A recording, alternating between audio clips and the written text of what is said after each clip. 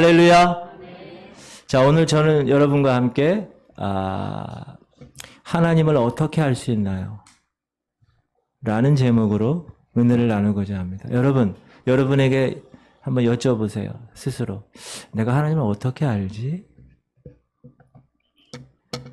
오랫동안 사람들은 하나님의 존재를 증명하기 위해서 애를 썼습니다. 그리고 증명할 수 있다고 생각하고 여러 가지 방법으로 노력을 했습니다. 그런데 그 노력의 결과 하나님의 존재를 증명하는 결과가 신통치 못했습니다. 자, 유한한 인간이 이 작은 머리로 무한한 우주 만물 가운데 계시는 하나님의 존재를 증명해낸다는 것 자체가 어떻게 보면 처음부터 가능하지 않은 것이 아닌가라는 생각을 하게 됩니다.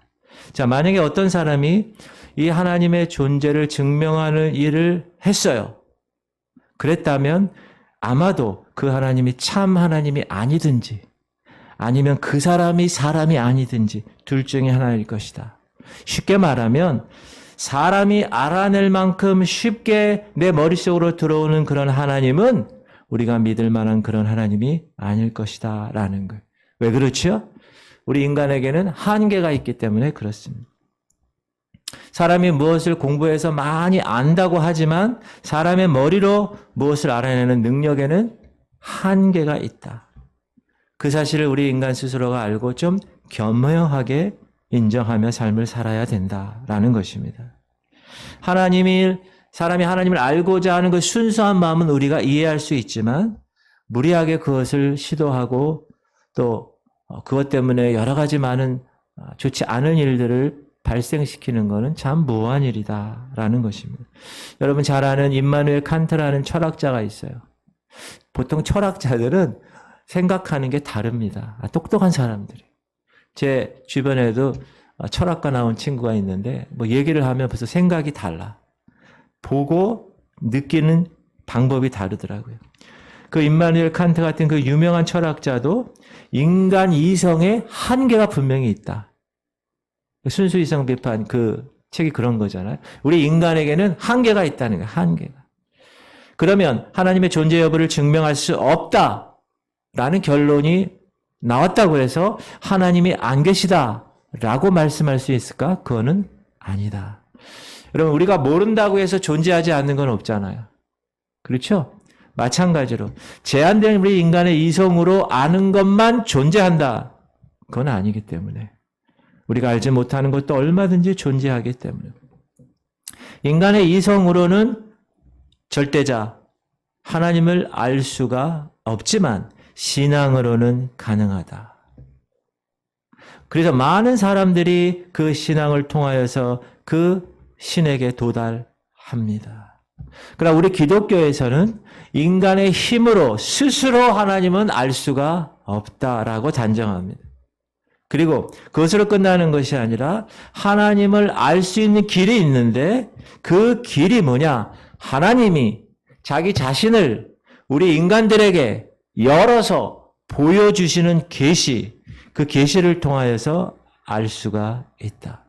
따라합시다. 하나님 자신을 인간에게 드러내실 때만 우리 인간은 그 하나님을 인식할 수 있다. 사랑하는 성도님들, 제가 질문 하나 드립니다. 성도님들 하나님을 볼 수 있습니까?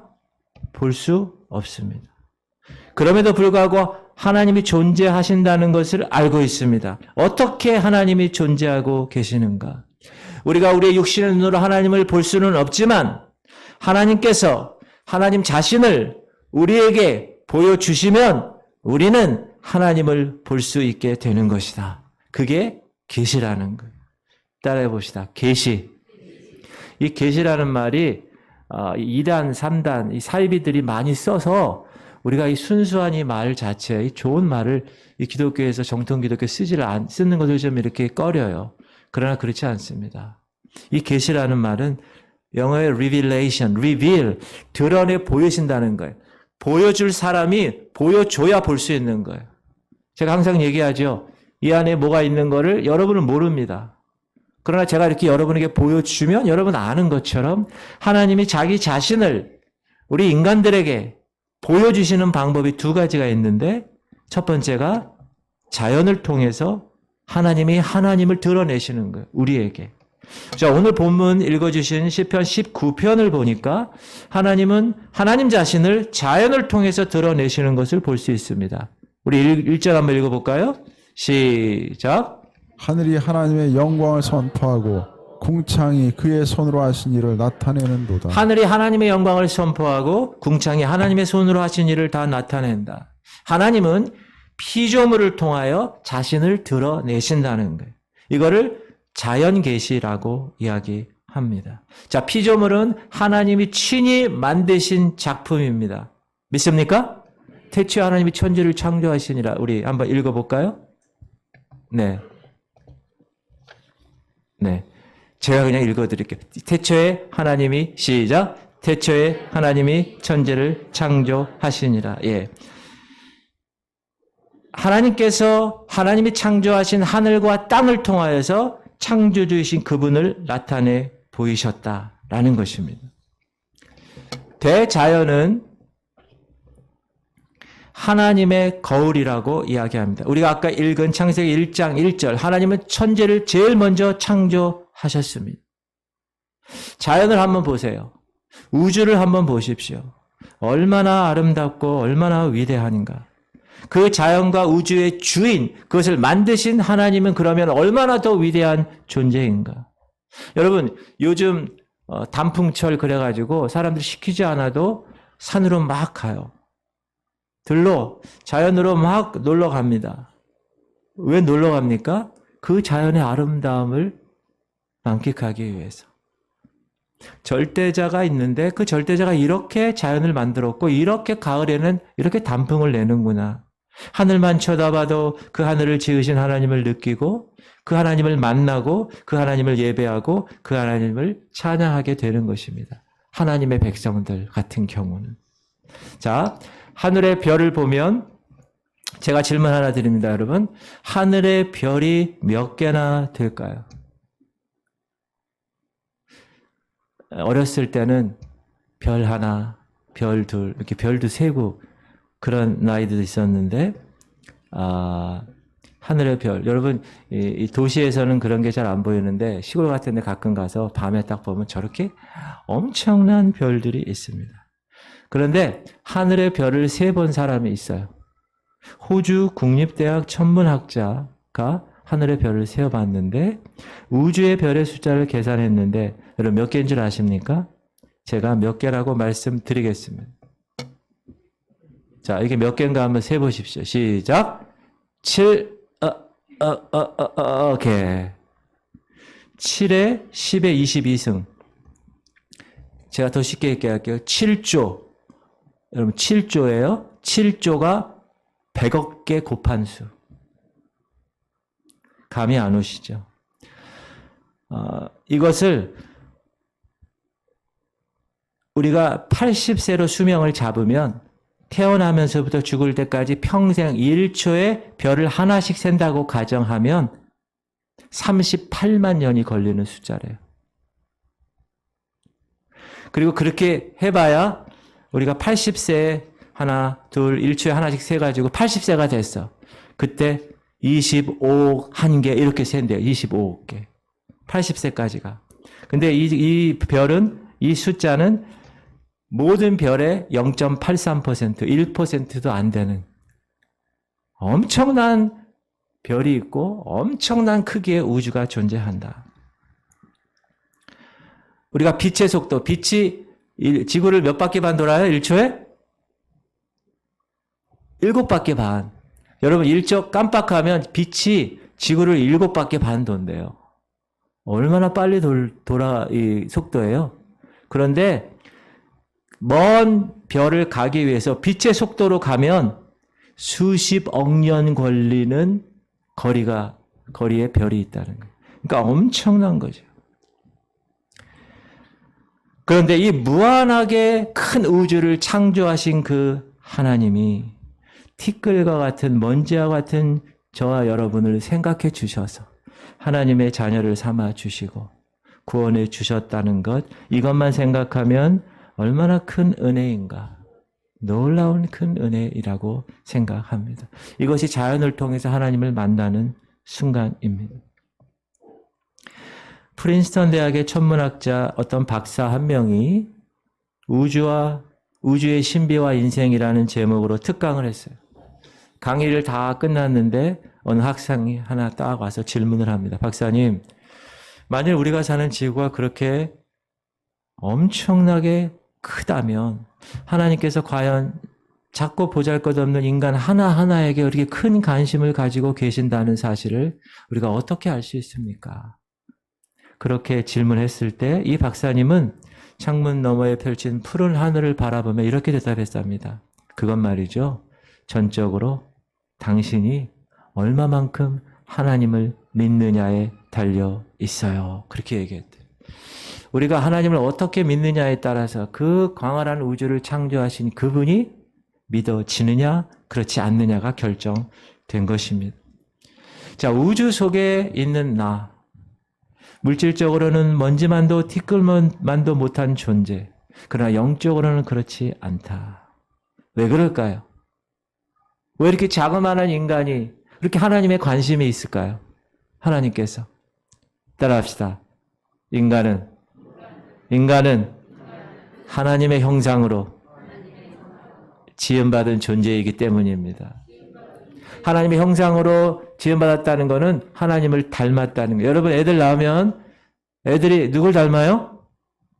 엄마나 아빠를 닮는 것처럼 하나님은 우리를 하나님이 닮은 존재로 빚어서 이 땅에 창조하셨다는 것입니다. 우리는 진화론자들은 뭐라 그래요? 그냥 우연히 생겼다고 얘기합니다. 그러나 우리는 그런 사람들과는 다른 사람들입니다. 우리는 보이는 것으로 판단하고 물질을 보고 판단하는 존재가 아닙니다. 보이는 것 중에 하나가 아닌 보이지 않는 하나님의 형상을 받은 존재이기 때문에 그렇습니다. 우리는 하나님의 형상이 보이나요? 보이지 않아요. 하나님처럼. 그러므로 우리가 보이지 않는 하나님을 닮았다는 것은 하나님의 형상이 우리 안에 거하고 있기 때문이다라는 것입니다. 그래서 우리는 이 보이는 우주, 진화론자들이 얘기하는 것처럼 보이는 우주에서 자신을 찾는 게 아니라 우주를 넘어선 창조자이신 그분으로부터 닮은 꼴을 찾아내는 거예요. 아, 하나님이 이렇게 우리를 만드셨구나. 그러므로 우리가 우주를 바라볼 때 아무것도 아닌 나를 보지 말고 그 우주를 지으신 하나님을 바라보시기를 주의 이름으로 축원합니다. 우리 모두가 그분의 형상으로 지어졌기 때문에, 그러므로 옆에 있는 여러분들도 귀하게 여길 줄 알아야 합니다. 왜? 이웃들도 하나님의 형상이 그 안에 있기 때문에. 여러분, 우리가 세상 사람들을 귀하게 여기고 불쌍히 여겨야 될 이유도 그것입니다. 세상 사람들에게도 하나님의 형상이 주어지게 만들어졌어요. 그러나 그 형상이 지금 고장났어요. 그래서 그 고장난 형상을 예수 그리스도를 통하여서 고쳐야 되는 사명이 저와 여러분에게 있고 이 교회에 있다는 것입니다. 그것이 예수께서 다시 회복시키시는 사건입니다. 그걸 구원이라고 이야기합니다. 자, 오늘 본문 보니까 보이는 피조물이 보이지 않는 하나님의 존재를 드러냅니다. 한번 2절 시작. 날은 날에게 말하고 밤은 밤에게 지식을 전하니. 네, 보이는 자연이 보이지 않는 하나님의 지식을 전하는 것입니다. 그러므로 보이는 피조물은 보이지 않는 창조주로부터 된 것을 우리가 알 수가 있습니다. 보이는 자연을 통해서 보이지 않는 하나님을 만날 수 있는 것. 자, 히브리서 말씀을 한번 읽어봅시다. 시작. 믿음으로 모든 세계가 하나님의 말씀으로 지어진 줄을 우리가 아나니. 보이는 것은 나타난 것으로 말미암아 된 것이 아니니라. 보이는 것은 나타난 것으로 된 것이 아니니라. 엄밀히 말해서 세상은, 물질 세계는 자연이라기보다는 피조물이라고 말해야 옳습니다. 여러분, 자연이라는 말은 자연으로 생겼다는 거예요. 우연히, 자동으로. nature라는 뜻은. 그러나 피조물, creation이라는 것은 어떤 만든 자가 그것을 만들었다는 거예요. 이 자연은 스스로 생긴 것이 아닙니다. 스스로 존재하는 것은 오직 하나님뿐밖에 없기 때문에 그렇습니다. 그래서 그 광활한 우주도 하늘도 다 하나님의 피조물일 뿐이라는 것입니다. 그런데 그 우주보다 더 귀한 존재가 있다. 비록 티끌보다 작고 보잘것없는 그런 모습으로 있지만 우리 인간은 그보다 더 귀한 존재이다. 왜요? 하나님의 형상이 있는 하나님을 닮은 존재이기 때문에 그렇습니다. 그러나 그 피조물을 통해서 하나님이 하나님 자신을 막 드러내고 싶으세요. 그런데 사람들은 안타깝게도 그 하나님, 그 피조물 뒤에 계신 창조하신 하나님을 알지 못합니다. 타락한 인간의 눈에는 보이지 않아요. 타락한 인간의 귀에는 들리지 않습니다. 타락한 인간의 생각으로 이해되지 않습니다. 왜요? 죄를 범했기 때문에. 그래서 그 결과 하나님의 영광에 이르지 못하기 때문에. 시작. 모든 사람이 죄를 범하였음에 하나님의 영광에 이르지 못하더니. 제가 이 관영 얘기하고 양궁의 그 관영 얘기했죠? 거기 하나님의 영광이에요. 글로 가야 돼요, 인간은. 그러나 다른 곳으로 간다는 거예요. 왜요? 죄 때문에. 하나님의 영광에 이르지 못했다는 거예요. 오늘 시편 기자도 3절에서 이렇게 얘기합니다. 시작. 언어도 없고 말씀도 없으며 들리는 소리도 없으나. 그러나 우리가 마음을 열면 그 피조물을 통해서 하나님이 드러내시는 그 하나님을 볼 수 있고 들을 수 있고 만날 수 있다라는 것입니다. 그것이 구원받은 저와 여러분의 특권이라는 거예요. 자, 4절 시작. 그의 소리가 온 땅에 통하고 그의 말씀이 세상 끝까지 이르도다. 네. 하나님의 자녀로 구원받은 백성, 이 하나님의 시각이 심어지면 그 자연을 통하여서 자연을 창조하신 하나님을 발견할 수가 있다라는 것입니다. 현대 기독교 지성을 대표하는 목사님이 한 분 계신데 존 스타트 목사님이라는 분이 계세요. 그분이 이렇게 얘기했어요. 하나님은 2권의 책을 쓰셨다. 하나는 성경이고 하나는 자연이라는 책이다. 이렇게 얘기했어요. 무슨 말입니까? 피조물인 자연이 하나님이 하나님을 이야기하는 책이라는 것입니다. 그런 차원에서 저와 여러분은 성경도 또 말씀, 이 자연을 통해서도 하나님의 말씀을 들을 수 있는, 볼 수 있는, 만날 수 있는 지혜의 주인공들이 됐다고 저는 선포합니다. 할렐루야. 여러분 그런 분이세요. 가보신 분도 계시겠지만 미국 최대 국립공원 중에 하나인 그랜드 캐년이라는 곳이 있습니다. 이것은 성경 못지않은 하나님의 계시입니다. 한마디로 그랜드 캐년은 창세기입니다. 우리가 그랜드 캐년을 통해서 창세기를 볼 수 있습니다. 창세기 1장 1절 창조와 창세기 6장의 노아 홍수를 거기 가면 눈으로 볼 수 있기 때문에 그렇습니다. 그랜드 캐년은 최대 높이 1.8km 보세요. 넓이가 40km, 길이가 서울에서 부산까지보다 더 큰 400km가 넘는 지구상에서 가장 큰 협곡입니다. 지층을 보면 창세기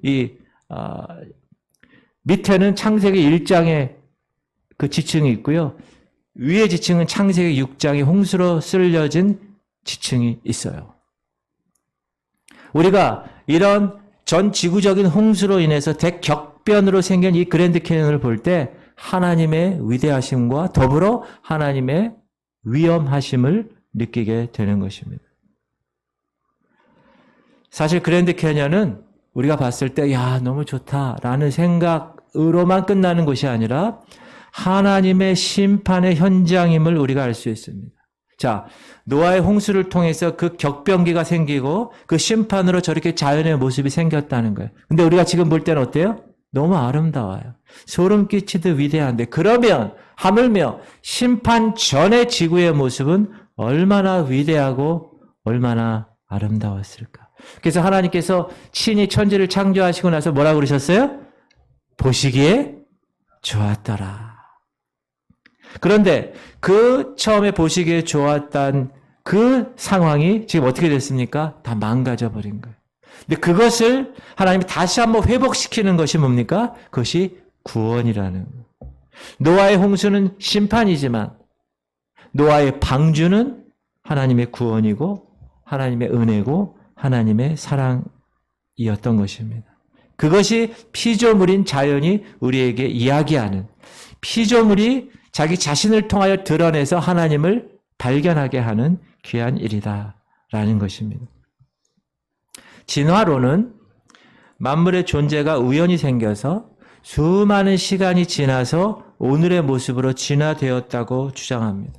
인간조차도 아메바 같은 그런 존재에서 점점 진화해서 원숭이로 발전해서 오늘의 모습이 되었다고 황당한 주장을 합니다. 이 황당한 주장이 오늘 모든 교육, 모든 사상, 모든 철학, 모든 과학을 지배하고 있다는 사실. 그러나 그렇지 않습니다. 그것은 사단의 전략이에요.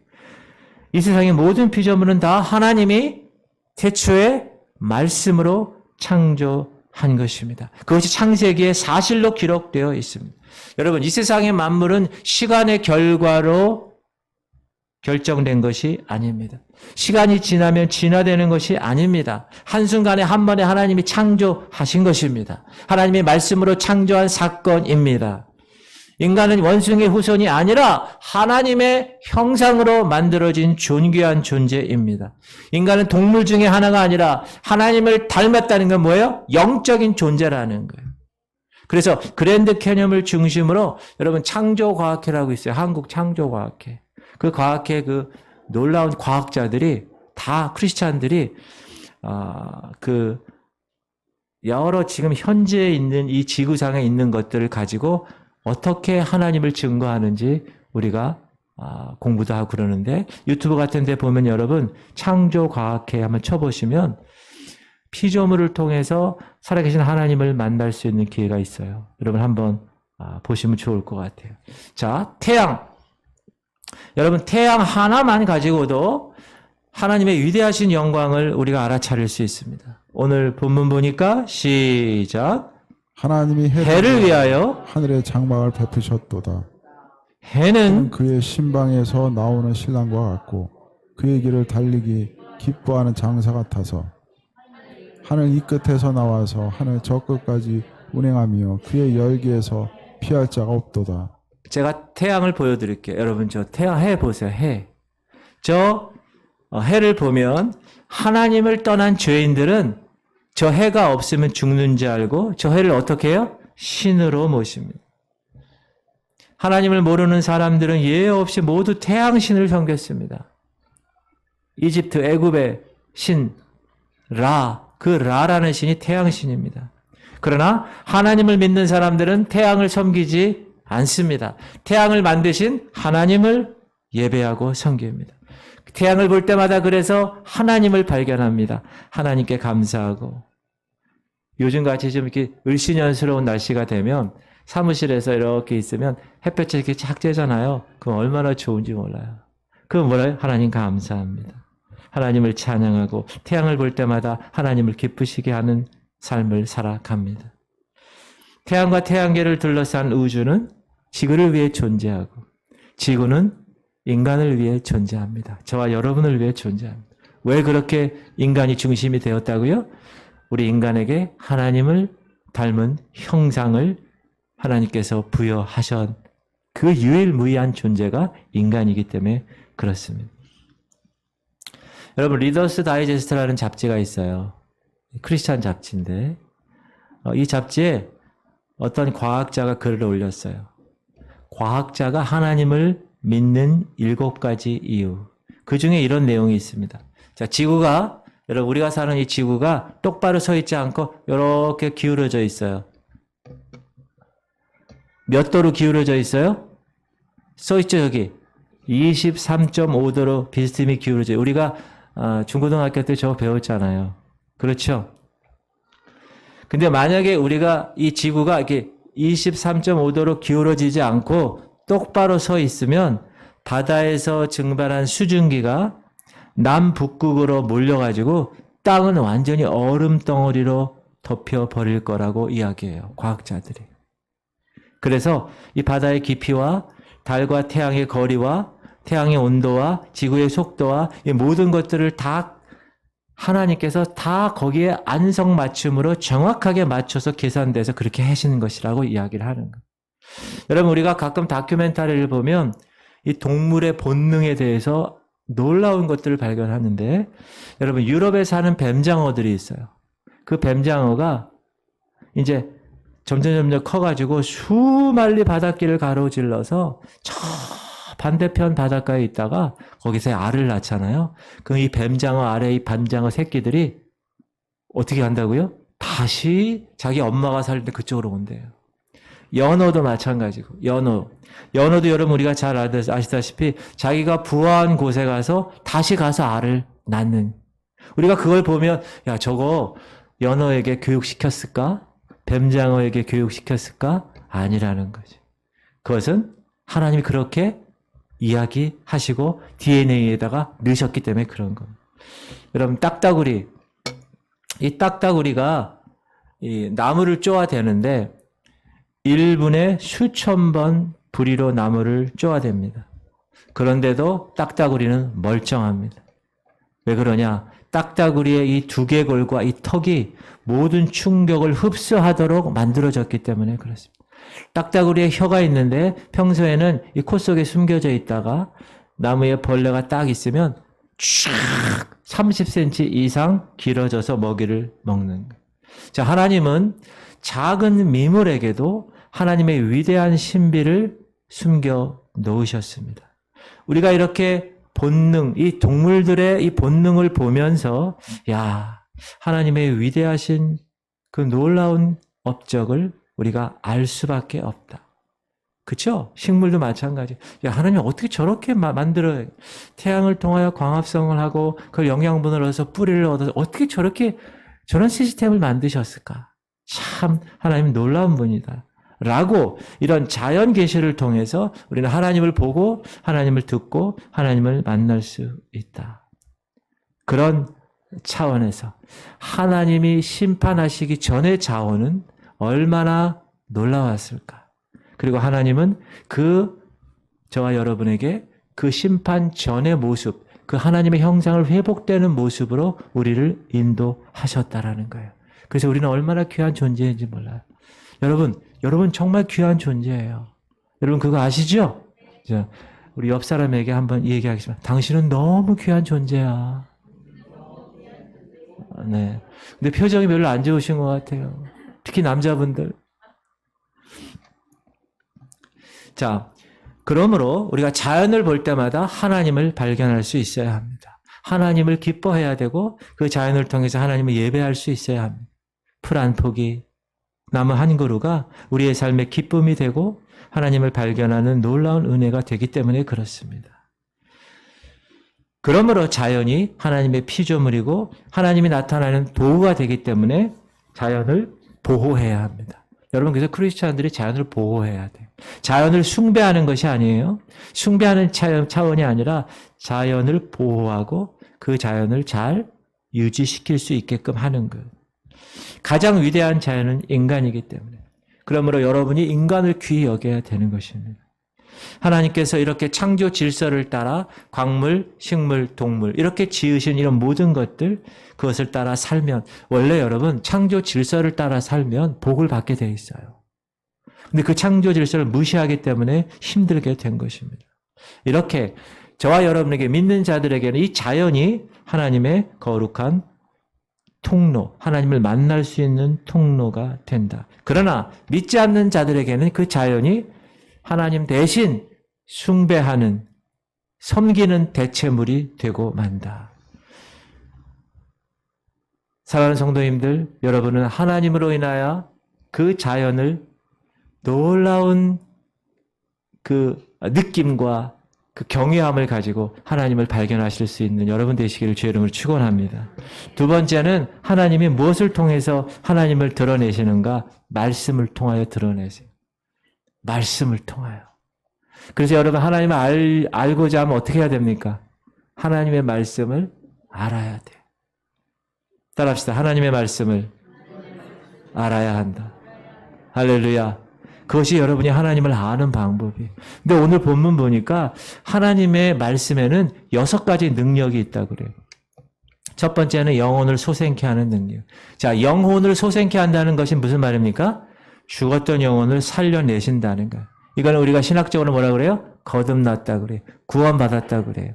할렐루야. 여러분 구원 받으셨습니까? 할렐루야. 자, 7장 상반절 시작. 여호와의 율법은 완전하여 영혼을 소성시키며 네. 하나님의 말씀이 어떻게 된다고요? 죽었던 영을, 고장난 영을 다시 살렸다는 거예요. 다시 살렸다는 거예요.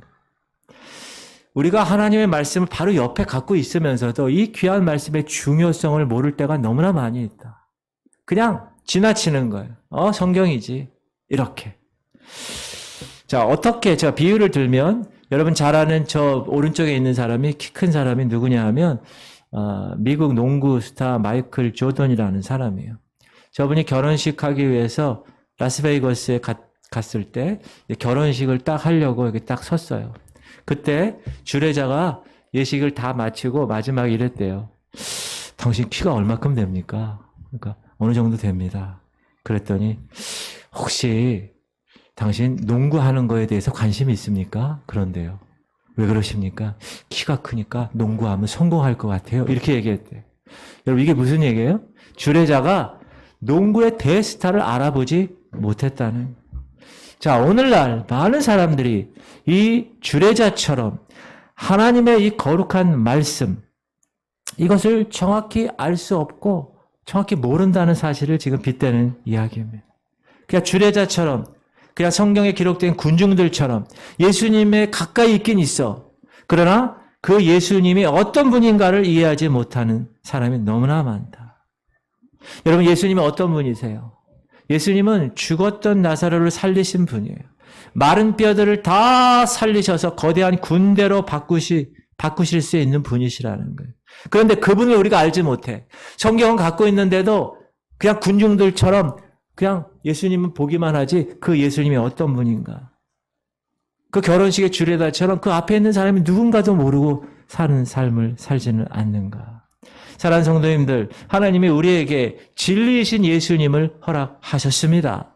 우리는 예수님 가까이에 있어요. 그러나 주례자처럼 예수님이 어떤 분인지 그냥 모르고 평생 살아가는 존재는 아닌지 우리가 한번 점검을 해봐야 됩니다. 군중 속에 휩쓸려서 있는 존재가 아니라 정말 내가 예수 그리스도와 진정 만나는 그분이 나의 진리이시고 나의 능력이시고 나의 하나님이심을 개인적으로 내가 만나서 관계를 하고 있는지를 점검해 봐야 되는, 그것이 말씀의 능력이에요. 영혼을 소생시키는 능력. 그리고 말씀의 두 번째 능력은 지혜롭게 한다는. 우리 한번 읽을까요? 시작. 여호와의 증거는 확실하여 우둔한 자를 지혜롭게 하며. 여러분, 하나님의 말씀은 우리를 지혜롭게 합니다. 맞습니까? 학교에서 여러분 열심히 배워서 석사가 되고 박사가 된 사람도 가질 수 없는 그 지혜를 하나님이 말씀을 통해서 우리에게 경험하는 거예요. 이 세상 풍조와 이 세상 가치관, 이 세상의 진화론적인 그 어리석음을 극복할 수 있는 길은 뭐냐? 하나님의 말씀으로 돌아가는 거예요. 따라합시다. 성경으로 돌아가자. 여러분, 위대한 과학자들, 우리가 알고 있는 그 과학자들은요, 다 성경으로 돌아가서 하나님의 말씀을 통해서 그 지혜를 받은 사람들이 대부분이에요. 뉴턴이라는 사람이 만유인력 법칙을 발견했잖아요. 하나님이 그 시스템 만들어 놓은 거를, 중력이 있네. 모든 물체끼리는 이렇게 힘이 있구나. 이런 거를 발견한 것도 그렇고, 그 다음에 태양이 지구를 도는 게 아니라 지구가 태양을 도는 것도 그렇고, 갈릴레이. 그 다음에 행성들이 다 이런 어떤 운동의 법칙이 있다. 케플러도 그렇고, 이런 과학자들은 다 하나님의 말씀을 통하여서 이 우주의 법칙들을 발견한 과학자들이에요. 따라합시다. 하나님의 말씀이 나를 지혜롭게 합니다. 그러므로 말씀을 어떻게 해야 돼요? 여러분이 계속 공급받으면 여러분이 지혜로운 사람이 되는 거예요. 할렐루야. 그 다음에 말씀의 능력 가운데 마음을 기쁘게 하는 거예요. 자, 읽을까요? 시작. 여호와의 교훈은 정직하여 마음을 기쁘게 하고. 자, 이 땅에 살면서 경험하는 축복 중에 하나가 기쁨입니다. 여러분 기쁘십니까? 특별히 어떤 기쁨이요? 마음의 기쁨이요. 그 마음의 기쁨은 세상에 어떤 오락도 줄 수 없어요. 세상에 어떤 돈의 가치를 통하여서도 줄 수 없어요. 그건 하나님의 말씀만이 줄 수 있다고 분명히 얘기합니다. 여러분 성경을 읽을 때 그 말씀이 솜사탕 같고 꿀과 같은 경험을 해보셨습니까? 여러분 우리가 공동체 성경 이렇게 하잖아요. 요즘 신약하죠? 신약하니까 막 들어오죠? 내일은 또 어떤 말씀이 있을까? 이런 기대하는 이런 말씀 때문에 행복해 보고 계시죠? 지금 행복하고 계시죠? 그것이 하나님의 말씀의 능력이 우리의 마음을 기쁘게 하기 때문에. 여러분 그래서 말씀을 항상 외우고 암송하고 항상 말씀대로 순종하려고 노력하면 어떻게 됩니까? 마음이 기쁜 거예요. 저는 여러분들이 심령이 기뻐지기를 주의 이름으로 축원합니다. 그리고 하나님 말씀의 또 네 번째 능력은 뭐냐 하면 눈을 밝게 하는 거예요. 눈을. 자, 이 눈을 밝게 한다는 건 뭐예요? 영적인 눈을 밝게 한다는 거예요. 그래서 우리에게 영적인 비전을 주시고 그 비전을 인도하시고 그 비전을 성취하시게 한다는 거예요. 읽어봅시다. 시작. 여호와의 계명은 순결하여 눈을 밝게 하시도다. 하나님의 말씀은 영안이 열려서 영적 세계를 바라볼 수 있게 합니다. 그래서 영적인 길을 제시하실 때 우리가 볼 수 있는 거예요. 그 길을 갈 수 있는 거예요. 뭐를 통하여서요? 하나님의 말씀을 통하여. 그게 하나님을 만나는 거예요. 할렐루야. 그리고 말씀은 영원까지 이른다고 그러는 영원. 이 영원까지 이른다는 건 뭐예요? 영원한 생명을 우리에게 허락하신다는 거예요. 여러분 우리는 기한이 있어요. 개인적인 종말이 있어요. 그리고 전 우주적인 종말이 있어요. 예수님 다시 오시는 그날. 그 둘 중에 하나는 우리는 종말을 맞이해야 되는 존재입니다. 그런데 하나님 말씀을 통하여 영원한 생명을 허락하시는 거예요. 시작. 여호와를 경외하는 도는 정결하여 영혼까지 이르고. 자, 길이요 진리요 생명 되신 예수 그리스도 그분으로 인하여 우리는 영원한 생명을 경험한 사람입니다. 맞습니까? 그러므로 예수님이 말씀으로 우리에게 임하셔서 그 말씀의 능력으로 영원한 생명을 우리에게 선물하신 거예요. 그러므로 우리는 이 땅의 모든 사명이 끝나고 나면 이제 저 영원한 곳에서 영원한 생명으로 영원하신 그분과 함께 영원토록 살게 될 것입니다. 우리는 그걸 매일 믿고 사는 거예요. 그리고 말씀의 능력 중에 여섯 번째는 의로워진다는 거예요. 오늘 본문이요. 시작. 여호와의 법도 진실하여 다 의로우니. 저와 여러분은 의롭지 않은 존재였는데 말씀이신 그 예수 그리스도를 통하여서 그 목숨값을 통하여 그 핏값을 통하여 의롭다고 여겨 주셔서 의로운 존재가 되었습니다. 그래서 우리는 하나님 앞에 담대히 나갈 수가 있는 거예요. 그래서 우리는 택하신 족속이 되었고 왕같은 제사장이 되었고 거룩한 나라가 되었고 그분의 소유가 된 백성이 된 것입니다. 무엇이 그렇게 만들었어요? 말씀이 그렇게 만들었다. 말씀이.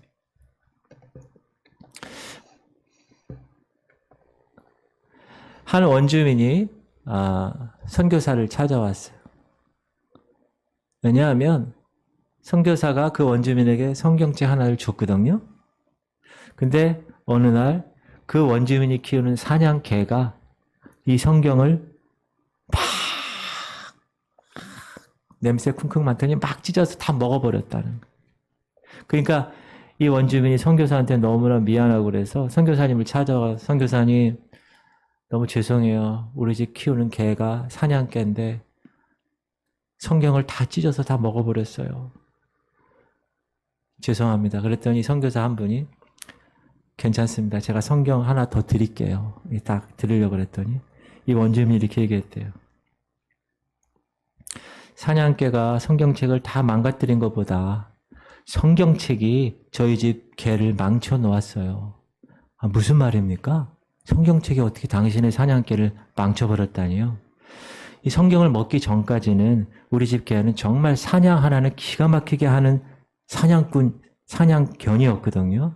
그런데 이제 성경에 보니까 원수를 사랑하라는 하나님의 말씀을 먹어버렸으니 사냥을 하지 않고 그렇게 되면 어떻게 될까요? 그렇게 얘기했다는 거예요. 여러분 이게 무슨 얘기예요? 이 원주민은 하나님의 말씀의 능력을 믿은 사람이라는 거예요. 걔가 서로 사랑하는 하나님의 말씀을 먹었으니 어떻게 사냥을 하겠느냐라는 거예요. 사랑하는 성도님들, 하나님 말씀에는 능력이 있습니다. 이것은 물리적인 능력뿐만 아니라 우리의 모든 상상을 뛰어넘는 그런 말씀이에요. 하나님의 말씀은 살았고 운동력이 있어 좌우의 어떤 검보다도 예리하여 우리의 혼과 영과 관절과 골수를 찔러 쪼개기까지 하며 또 우리의 마음과 생각을 판단한다고 말씀하셨습니다. 따라합시다. 말씀을 먹으면 인생이 달라집니다. 그 사냥개가 말씀을 먹은 것처럼 여러분 말씀을 드시기 바랍니다. 달라지게 돼 있어요, 인간은. 자, 그러면 우리가 그 말씀에 대해서 하나님께서 그 말씀을 통하여 하나님을 이렇게 드러내시고 계시하셨는데 그럼 우리가 말씀을 어떻게 대해야 될까? 첫 번째, 사모해야 되는 거예요. 오늘 본문에 그렇게 얘기해요. 10절 시작. 금곧 많은 순금보다 더 사모할 것이며 꿀과 송일꿀보다 더 달도다. 여러분 성경을 사모하십니까? 하나님 말씀을 사모하세요? 성경이 해답입니다. 우리 인생의 최고의 선물과 최고의 기적은 하나님의 말씀인 성경이 우리에게 주어졌다는 거예요. 그리고 그 하나님의 말씀인 성경을 우리가 믿는다는 거예요. 성경대로 살면 그래서 형통하고 영원토록 살아갈 수가 있는 거예요. 이 놀라운 축복을 모르고 사는 사람들이 오히려 불쌍한 거죠. 그러므로 하나님의 말씀을 더 읽고 묵상하고 암송하고 공부하고 사람들에게 그 성경의 말씀대로 그 삶을 실천해 내서 주님을 바라볼 수 있게끔 여러분이 그 일을 행해야 되는 것입니다. 그런 주인공들이 되시기 바랍니다. 말씀을 사모할 뿐만 아니라 그 말씀이 이야기하는 대로 점검을 해야 돼요. 경계도 받고 지켜야 되는 거예요. 오늘 본문의 11절에 그렇게 얘기하고 있습니다. 시작. 또 주의 종이 이것으로 경고를 받고 이것을 지킴으로 상이 큰. 여러분 하나님 말씀을 읽을 때 찔림을 받으십니까? 그게 정상이에요. 아, 내가 이렇게 못 살았네. 하나님 죄송합니다. 그러면서 다시 여러분의 삶을 지킴으로 점검함으로 여러분의 삶은 변화되는 거예요. 어느 목사님이 특이한 노트 한 권을 가지고 있었습니다. 그 노트 제목이 뭐냐? 불평록입니다. 이게 뭐냐 하면 교회 성도들이 많잖아요. 그러면 자기 생각대로 되지 않으면 목사님께 온대요. 목사님, 이 집사가 이렇게 했어요. 저 권사가 저렇게 했어요. 그렇게 비방하고 불평하는 그런 거를 많이 보고 나서 이 목사님이 그러면 아 그러세요? 그리고 불평록을 딱 꺼내서 이 불평록에 적어 놓을 테니 나중에 와서 사인해 주십시오. 그럼 제가 여기에 적힌 것을 모두 시정할 수 있게끔 관계자들에게 이야기하겠습니다. 그렇게 얘기했대요. 그런데 그 불평하라고 찾아왔던 그 사람들이 그렇게 목사님이 얘기하니까 알겠습니다 하고 아무 말도 안 하고 돌아갔답니다. 자, 대부분의 성도들이 사소한 일에 불평하고 막상 그 불평에 대한 책임감은 지지 않으려고 하기 때문에 목사님이 40년 넘도록 그 불평록을 가지고 목회를 했다는 거예요. 그런데 놀라운 것은 40년이 넘도록 그 불평록에 단 한 줄의 이야기도 그 노트에 기록되지 않았다는 거예요. 참 귀한 방법인 것 같아요. 자, 예수께서 우리 죄를 담당하시고 십자가에서 고난을 당하셨어요. 여러분 그 사실을 믿으십니까?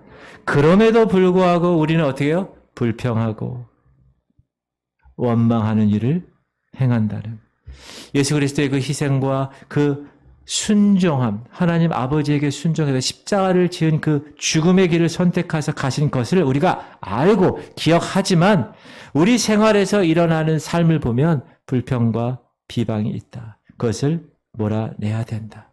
하나님 말씀을 보고 찔림을 받아야 된다. 그 찔림 받은 것으로 내 생활이 변해야 된다. 경고를 받고 그 말씀대로 그 경고에 받은 대로 다시 길을 정확하게 가야 된다. 그것이 하나님의 말씀이 능력이라는 겁니다. 여러분 하나님 말씀대로 사시는 여러분 되시기 바랍니다. 좀 두렵고 답답하고 절망감 있고 자괴감이 있고 다 사람은 그렇습니다. 그렇게 여러분 삶 가운데 짓누르고 있는 그럴 때 여러분 뭐 해야 됩니까? 하나님의 말씀을 떠올려야 돼요. 아무것도 염려하지 말고 오직 모든 일에 기도와 간구로 너희 구할 것을 감사함으로 하나님께 아뢰라. 그리하면 모든 지각에 뛰어난 하나님의 평강이 너희 마음과 생각을 지키시리라. 할렐루야. 그래 기도하고 말씀대로 맡기고 감사하면 내 마음 가운데 평강이 차고 넘치게 되는 것입니다. 그렇게 하나님은 성경을 통하여서 말씀을 통하여서 하나님 자신을 드러내셨다는 거예요. 따라하겠습니다. 성경대로 살게 하옵소서. 말씀대로 살게 하옵소서. 자, 그러면 우리가 자연을 통하여 하나님을 알고 성경을 통하여 하나님을 알게 되었다면 세 번째 해야 될 일이 있다. 피조물을 통한 자연 계시와 하나님 말씀을 통한 특별 계시로 하나님은 우리에게 하나님을 드러내셨는데 그걸 통하여 우리가 하나님을 발견하고 예배하고 하나님을 들을 수 있는 전제 조건이 있다. 그것은 뭐냐? 따라합시다. 계시를 온전히 깨닫기 위해서는 죄가 없어야 합니다. 오늘 본문이 그렇게 얘기하고 있어요. 숨을 허물이 없어야 됩니다. 12절 시작. 자기 허물을 능히 깨달을 자 누구리요 나를 숨은 허물에서 벗어나게 하소서. 또 주의 종에게 고의로 죄를 짓지 말게 하사 그 죄가 나를 주장하지 못하게 하소서. 그리하면 내가 정직하여 큰 죄가에서 벗어나겠나이다. 여기 자기 허물, 숨은 허물. 13절에도 고의로 죄를 짓는 일. 이런 걸 어떻게 해야 됩니까? 회개해야 돼요. 죄가 나를 주장하지 못하게 해야 됩니다. 우리가 세례받을 때 어떻게 했어요? 죄에 대하여 죽은 존재라고 분명히 얘기했어요. 죄가 나를 주장하지 못하게 한다는 거. 여러분 1세기에 어느 랍비 이야기인데요. 이 랍비는 제자들에게 매일 이렇게 얘기했대요. 죽기 하루 전에 반드시 회개하라. 스승이 계속 이렇게 간절하게 외치니까 제자들이 묻는 거예요. 선생님, 이 세상에 누가 자신의 죽는 날을 알겠습니까? 지금 죽을 수도 있고 내일 죽을 수도 있고 1년 후에 죽을 수도 있는데 어떻게 죽기 하루 전에 반드시 회개하라고 말씀하세요? 그 얘기를 들으니 랍비 그래도 죽기 하루 전에 반드시 회개하라 이렇게 얘기했대요. 자, 이 말은 무슨 뜻일까요? 지금 당장 회개하라는 것, 그 뜻이 있고 또 하나는 최후 의식을 갖고 가치 있게 살라라는 뜻입니다. 제가 부모로 있을 때 제가 모시던 목사님이 계셨어요. 정말 건강하신 분이셨어요. 이분은 새벽 3시 반에 일어나셔서 겨울에도 한겨울에도 냉수 마찰을 하시는 분이세요. 감기 한번 앓지 않으세요. 부교육자들이 감기 앓잖아요. 이해를 못 하셨어요. 워낙 건강하신 분이세요. 제가 봐도 건강해요. 아주 머리가 이렇고 목이 짧고 또 완전히 탁 돼가지고 얼마나 건강하게 그렇게 사셨는지 몰라요. 그래서 저는 그분을 볼 때마다 저분은 한 120살은 충분히 사실 거야. 그렇게 생각을 했었어요. 근데 그분이 어느 날 어떤 시술을 받으려고 수술도 아니에요. 시술을 받으려고 병원에 가서 전신 마취를 하셨어요. 그런데 깨어나질 못하셨어요. 그렇게 세상을 떠나셨어요. 제가 광고를 드리겠지만 오길래 권사님 아버님도 제가 듣기에는 건강하게 사셨어요. 그런데 하나님의 부르심을 받았어요. 사랑하는 성도 여러분, 우리는 언제 어떻게 될지 모르고 살아가는 존재들입니다. 그런 상황에서 이 1세기 랍비가 얘기한 것처럼 죽기 하루 전에는 반드시 회개하라는 말씀을 기억해야 합니다. 따라합시다. 오늘 이 시간이 나의 마지막 시간일 수 있다. 그렇게 죄의식을 갖고 살아가는 삶. 그렇게 살 때 우리는 하나님을 만나고 그분의 음성을 듣고 그분께 영광을 돌리게 되는 것입니다. 여러분, 1시간 있다 예수님 오면 어떻게 하시겠어요? 항상 그 생각을 갖고 우리가 살아가는 거예요. 여러분, 주기도문 외우시기도 하고 암송하기도 하시죠? 하늘에 계신 우리 아버지. 자, 우리가 외우는 주기도문을 보면서 어떤 분이 이런 심오한 말씀을 하셨어요. 첫 번째, 세상 일에만 빠져 있으면서 하늘에 계신이라고 말하지 말라. 두 번째, 너 혼자만 생각하며 살아가면서 우리라고 말하지 말라. 세 번째, 하나님의 자녀로 살지 않으면서 아버지라고 말하지 말라. 네 번째, 자기 이름을 높이기 위해서 안간힘을 쓰면서 이름이 거룩히 여김을 받으시오며 말하지 말라. 다섯 번째, 물질 만능주의에 그렇게 살아가면서 나라가 임하옵시며 말하지 말라. 여섯 번째, 내 뜻대로 되기를 기도하면서 주의 뜻이 하늘에서 이루어진 것처럼 땅에서도 이루어지이다 말하지 말라. 7번째, 가난한 이들을 본체만치 하면서 오늘 우리에게 일용할 양식을 주옵시고 하지 말라. 8번째, 누구에겐가 아직도 앙심을 품고 있으면서 우리가 우리에게 죄 지은 자를 사하여 준 것 같이 우리 죄를 사하여 주옵시고 라고 말하지 말라. 9번째, 항상 죄 지을 기회만 찾아다니면서 우리를 시험에 들게 하지 마옵시고 하지 말라. 10번째, 악을 보고도 아무런 양심의 소리를 들지 않으면서 악에서 구하옵소서 하지 말라. 11번째, 주기도문을 진정한 나의 기도로 바치지 않으면서 아멘 하지 말라. 여러분, 이게 뭐예요? 진정한 하나님의 자녀로 하나님 앞에 신실되게 기도하고 삶을 살아가야 된다. 그 말씀이 그렇게 우리에게 요구하시는 거예요. 그리고 오늘 본문 14절 보면 다 같이 읽을까요? 시작. 나의 반석이시요 나의 구속자이신 여호와여, 내 입의 말과 마음의 묵상이 주님 앞에 연락되기를 원하나이다. 나의 마음의 모든 말과 나의 묵상이 주께 연락되기를 원하네. 여러분, 여러분의 삶 자체가 주님께 오늘도 드려지는 산 제물이 돼야 한다라는 생각을 가지고 하루하루 살아가실 수 있어야 됩니다. 세상에 가서도 마찬가지, 직장에 가서도 그래, 나의 모든 말과 나의 마음의 묵상이 주께 연락되는 그런 삶을 살자. 여러분, 파나마 운하라고 있습니다. 이 아메리카와 남아메리카를 이렇게 연결하는 그 운하가 있는데, 이런 운하예요. 파나마 운하. 이 운하를 건설한 사람은 조지 워싱턴 괴델스라는 건축가예요.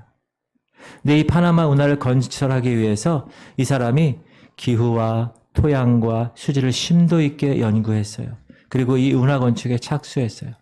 그런데 사람들은 그 사람을 신랄하게 비판합니다. 파나마 운하 건설은 불가능해. 미숙한 건축가가 엄청난 국고를 낭비하고 있어. 당장 공사를 중지하거라. 온갖 중상과 모략이 난무했습니다. 그러나 이 건축가는 묵묵히 공사를 계속했어요. 조금도 요동하지 않았습니다. 주위의 비난에 대해서 한마디도 대꾸하지 않았어요. 한 직원이 이렇게 얘기합니다. 선생님, 지금 사람들이 선생님을 너무 비방하고 있는데 왜 가만히 계십니까? 왜 반응하지 않아요? 그런 직원의 질문에 이분이 이렇게 대답했습니다. 때가 되면 하겠지요. 그때가 언제입니까?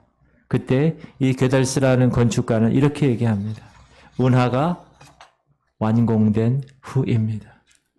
여러분, 이렇게 창조적인 소수처럼 하나님의 거룩함을 끝까지 붙들고 나간 사람에 의해서 인류의 역사는 변화되고 이루어져 왔습니다. 저는 여러분이 그 창조적인 소수의 사람이 되시기를 주의 이름으로 축원합니다. 여러분, 하나님의 형상을 닮은 하나님의 백성입니다. 그러므로 하나님이 여러분을 통해서 하실 거예요. 자, 하나님은 계시의 하나님이십니다. 하나님이 먼저 계시하지 않으시면 우리는 도저히 하나님을 알 수 없습니다. 그래서 하나님은 자연으로 계시하셨지만 인간은 깨닫지 못했습니다. 하나님은 말씀인 예수 그리스도로 계시하셨지만 역시 깨닫지 못했고 오히려 그를 거절했고 십자가에 못 박아 죽였습니다. 그러나 저와 여러분은 그 계시된 예수 그리스도를 믿고 죄 사함을 받고 자연을 통해서 하나님을 발견할 수 있는 그런 구원받은 백성으로 살아가게 되었습니다. 할렐루야.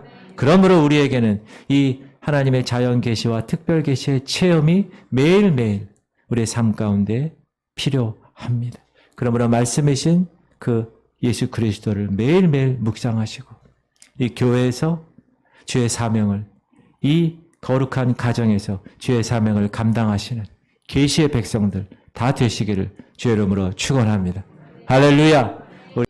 이제는 우리 주 예수 그리스도의 원하시는 은혜와 하나님 아버지의 극진하신 사랑하심과 성령님의 감동감화 충만 교통하심이 이제 하나님의 거룩한 그 계시의 백성으로 자연을 통하여 하나님의 말씀을 통하여 하나님을 바로 알기로 원하는 하나님의 백성들 머리 위에 이제부터 영원토록 함께 하시기를 간절히 축원하옵나이다. 아멘.